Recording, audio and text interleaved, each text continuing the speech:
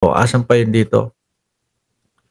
Eto si Jesus Palsis naman na kinasuhan. Ito yata yung sa tennis court eh. Jesus Palsis na kinasuhan ni pangalan nito, Chis Escudero. No? Kinasuhan. Pinapadisbar. Tama? May kaso? Kahit palagyan ng swimming pool, Wolves, mas mura pa. Sabi, di po tiles, carpet po yung artificial grass. Oh.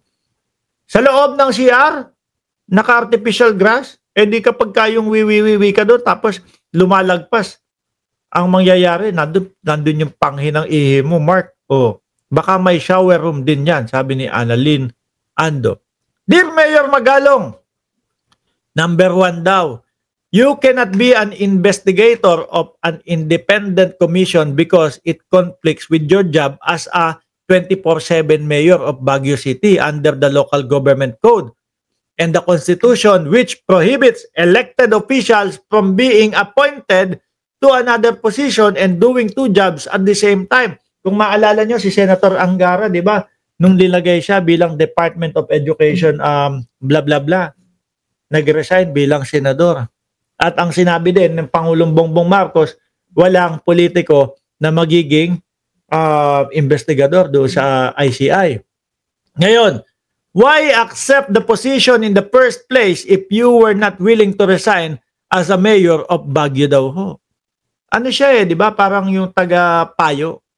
As a mayor elected to implement laws, you should know the law that being mayor is a full-time and exclusive job, sabi ho.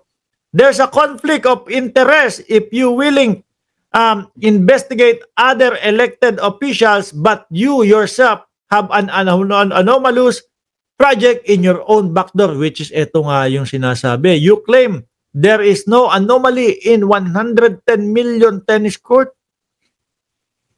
Magkano sa dollars yun, mga bossing? Andali lang ha. Magkano sa dollars ang 110 million?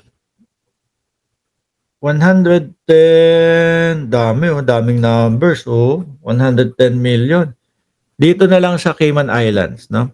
Divided by 69 dollars. 1.6 million dollars yung ano. Dito pa ho sa Cayman Islands, napakamamahal ho ng mga gamit dito, mga bossing. Compare sa Pilipinas. Ano po? Umaabot ng 1.6 million dollar. 100,000 lang ho dito, mga bossing. Grabe! Tuloy.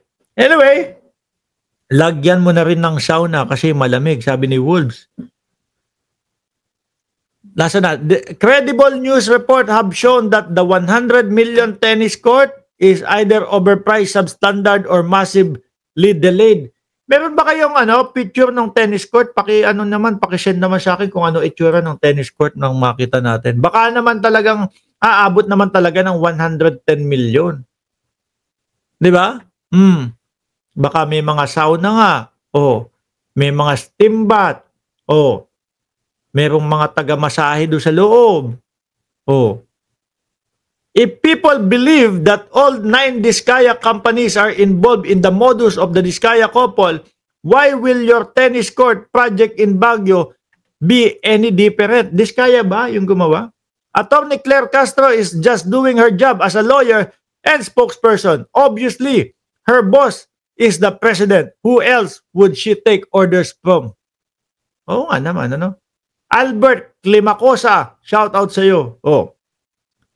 She herself has said that it was reported to the president that there are legal concern about your appointment and that Malacanang was reviewing the legal concern. Why blame Attorney Castro for a problem you yourself created by accepting an appointment that conflicts to your job with mayor without resigning first as a mayor? Yan mahirap sa mga DDS ba itong si Magalong? Yan mahirap sa mga DDS Mahilig mang blame and pretend they are the victims. Grabe naman. Tennis court yan. Baka may casino pa yan. 110 million. Baka yung 10 million, mga bossing. Sakto na. No? Kayo ho. dyan sa comment section, i-komento nyo na lang ho. Sa ngayon, magpapaalam muna ako. Maraming salamat and God bless po sa ating lahat. Magkita-kita tayo alas 10 ng umaga, Pilipinas time, mga Boss Chief Amo Sir, para sa umagang live stream natin. Muli po, maraming salamat and God bless po sa ating